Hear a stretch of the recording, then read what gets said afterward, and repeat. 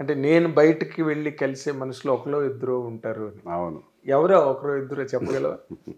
అందరికి తెలుసు. నేను అన్నయ్య దగ్గరికి వెళ్తాను, మెగాస్టార్ అంటే కలవడానికి వెళ్తాను, పార్టీలకి అని కాదు. నేను వెళ్ళే ఒక సరదాగా నాకు బోర్ కొట్టింది, ఓ 2 నెలలు అయిపోయింది, అన్నయ్యని కలవలేదు.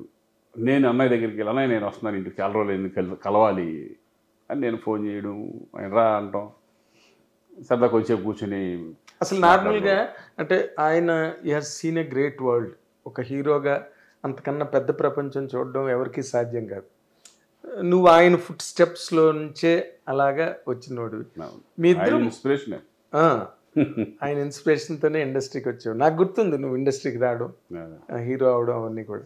బట్ మీ ఇద్దరు మాట్లాడుకుంటున్నప్పుడు ఏ కైండ్ ఆఫ్ డిస్కషన్స్ మీరంటే ఒకవేళ డివోషనల్, స్పిరిచువల్, ప్రొఫెషనల్, అన్ని రకాలుగా ఉంటాయి. అంటే జనరల్గా సొసైటీలో కొన్ని ఇప్పుడు మొన్న జరిగిన ఇన్సిడెంట్ ఏముంటుంది అనుకోండి, మొన్న ఇట్లా ఏదో రేవ్ పార్టీలు అని ఇన్సిడెంట్ ఉంటుంది కదా, నేను మరుసటి రోజు ఇంటికి వెళ్ళడం జరిగింది, ఆయన దగ్గరికి వెళ్ళి కొంచెం కూర్చుంటే అసలు వాటి గురించి మాట్లాడు, ఈ యువతని ఎంతవరకు ఇది చేస్తుంది చాలా. ఎందుకంటే ఒక ఫ్యామిలీ వ్యక్తులుగా ఒక పెళ్లి చేసుకున్న తర్వాత ఒక పిల్లలు మనల్ని చూసి ఒకవేళ అటువంటి కనుక ఉన్నా లేకపోయినా ఇప్పుడున్న సోషల్ మీడియా ఎంతవరకు ఇది ఉంది, చాలా జాగ్రత్తగా ఉండాలి అది ఒక ఫ్యామిలీ మ్యాన్గా.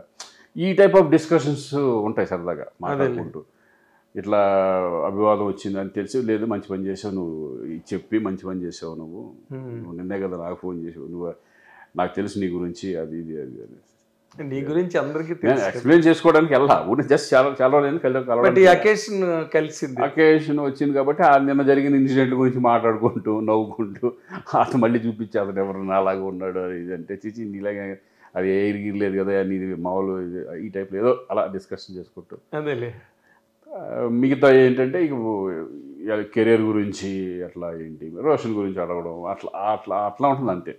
మేము గంటలు ఏం కూర్చొని వెళ్ళాము, ఒక 20 నిమిషాలు చక్కగా హ్యాపీగా మాట్లాడుకుని కాఫీ దాకా వచ్చాను. కానీ ఆయన చాలా ఆశ్చర్యపోయి ఉంటారు కదా, నువ్వు రేవ్ పార్టీలో శ్రీకాంత్, ఆయనకి తెలుసు కదా నా గురించి మొత్తం. అదేలే. ఆయనకి తెలియకుండా శ్రీకాంత్ ఏంటి అనేది ఒకవేళ అటువంటి ఆశలు వేసేవాడు ఉంటే ఆయన దగ్గర కూడా రానిచ్చేవాడు కాదు. ఎందుకంటే ఈజ్ వెరీ పక్కా, హైలీ డిసిప్లిన్ ఫ్యామిలీ, ఒక రెస్పెక్ట్, అటువంటి వాళ్ళని దగ్గరికి కూడా రానివ్వరు ఆయన. ఆ టైప్ ఆఫ్ మెంటాలిటీ ఉన్న పీపుల్ని కానీ ఆ టైప్ ఆఫ్ విచ్చలవిడిగా ఇచ్చేసే వాళ్ళని ఆయన దగ్గర రానివ్వడు. అవును, అది నాకు బాగా తెలుసు. అది అందుకేంటంటే ఏది వచ్చినా కూడా ఆయన ఫస్ట్ ఆయన నమ్మరు. ఏదైనా రకరకాలుగా ఏమైనా పుకార్లు, మొన్న అంతకుముందు విడాకులు అయినాయి ఇద్దరికి అని చెప్పేసి మొత్తం సోషల్ మీడియా అంతా ఫుల్ వేసేసారు కదా, వేసినప్పుడు కూడా నమ్మలేదు. శ్రీకాంత్ ఎవరో వచ్చి ఇట్లా చెప్తే దట్ ఈస్ ఇంపాసిబుల్, అవన్నీ ఫేక్ న్యూస్లు నమ్మొద్దు అని ఫస్ట్ చెప్పింది ఆయన. అవును, గుర్తుంది. కానీ నార్మల్గా మీరు సినిమా యాక్టర్స్గా, సెలబ్రిటీస్గా అంటే ప్రతి వాళ్ళలో మీ పేర్లు నానే ఒక పాపులారిటీ వచ్చిన తర్వాత ఇలాంటి ఒక షాకింగ్ డెవలప్మెంట్స్, నువ్వేమో ఇక్కడున్నావు, రేవ్ పార్టీ ఎక్కడో జరిగింది, బెంగళూరులో ఎక్కడో జరిగింది, అతను ఎవరో కొంచెం లాంగ్లో ఇట్లా ముక్కు పెట్టుకునేపాటికి నాలాగా ఉన్నాడు అని చెప్పేసి అందరూ అనుకోవడం. అలాంటి సందర్భాలని అసలు ఎట్లా రిసీవ్ చేసుకుంటావు? ఇప్పుడు ఎలా ఉంటుందంటే ఇప్పుడు మనకి ఫస్ట్ షాక్ అవుతాం. పేరు అనేది ఎందుకంటే వేరే అయితే పర్వాలేదు, ఇటువంటి ఇమేజ్ని డ్యామేజ్ చేస్తాయి, క్యారెక్టరైజేషన్ డ్యామేజ్ చేస్తాయి. అవును, అందరూ నమ్మకపోవచ్చు, అంటే నా గురించి తెలిసిన వాళ్ళు ఎవరు నమ్మరు.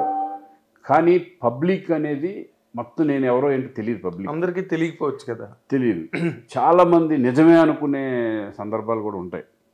ఏమీ లేకుండా ఎందుకు వేస్తారు అనే పద్ధతిలో కూడా కొంతమంది ఆలోచిస్తారు. నిప్పులేంది పొగరాదు, అది రాదు ఇది రాదు ఏదో అంటారు. ఇప్పుడు విడాకులు అయ్యింది అని రాసినప్పుడు ఏముందో చెప్పు.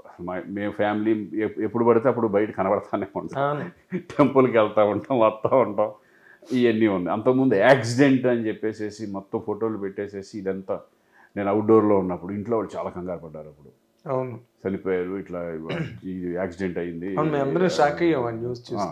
మరి అవన్నీ ఏంటంటే ఇంట్లో వాళ్ళు కొంచెం వీక్గా ఉంటే వాళ్ళు ఏమైపోతారు, మానసికంగా కొంచెం బలహీనంగా ఉంటే.